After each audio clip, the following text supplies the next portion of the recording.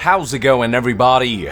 It's Young here with a Death Stranding news update. The following information comes from a video series called The Game Makers, released by the Academy of Interactive Arts and Sciences. In episode 10 of the series, Hideo Kojima made an appearance to talk about some of his philosophies on designing games, and what he said may be indicative of some of the things we can expect in Death Stranding. Specifically, Kojima talked about the concept of multiple endings, stating that this is not a technique that he's very interested in, since he wants to make games where the player's destiny is set, but they can choose how to take the initiative towards realizing that destiny, using their willpower, courage, and wisdom to move the story forward. He then added, in that context, the player joins forces with other users and builds bridges and makes connections in storytelling. So first things first, the fact that he talks about players joining forces with others to build bridges and make connections is a clear indication that he is talking about Death Stranding to some degree. After all, it's been said many times that the game's main theme is connections, which lines up with how Kojima hopes players will join forces and form bridges through his game's storytelling, hence why he named one of the organizations in the game Bridges. Kojima has always been very on the nose with his themes, and Death Stranding seems to be no different in that regard.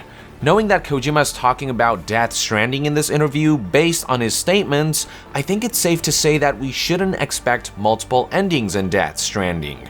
While Kojima has confirmed that the game will feature a large open world where players will have a lot of freedom, when it comes to the story, it looks like there will be a single destination that the player will be headed towards.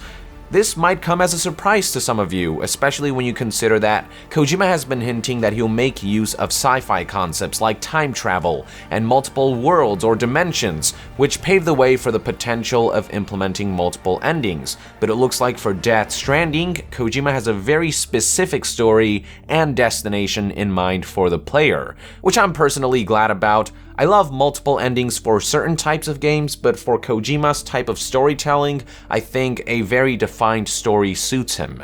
I'm honestly not too surprised by this approach. Kojima has always been a linear storyteller. The only time he did employ an alternate ending was Metal Gear Solid, where depending on whether you resisted or gave into Ocelot's torture, Meryl would live or die, resulting in two possible endings, one featuring Meryl riding into the sunset with Snake, and the other featuring Otacon.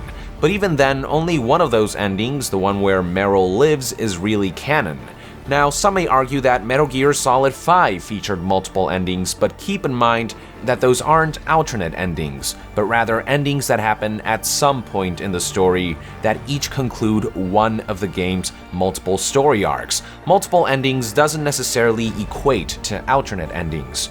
So long story short, expect Kojima to maintain this kind of linear storytelling approach with Death Stranding. I think Death Stranding will either feature one clearly defined ending or multiple endings that all somehow tie into the game's overall linear story. I don't think we will get alternate endings. Kojima will likely define a set destination for the player, with us having to forge our own path towards reaching it by playing the game.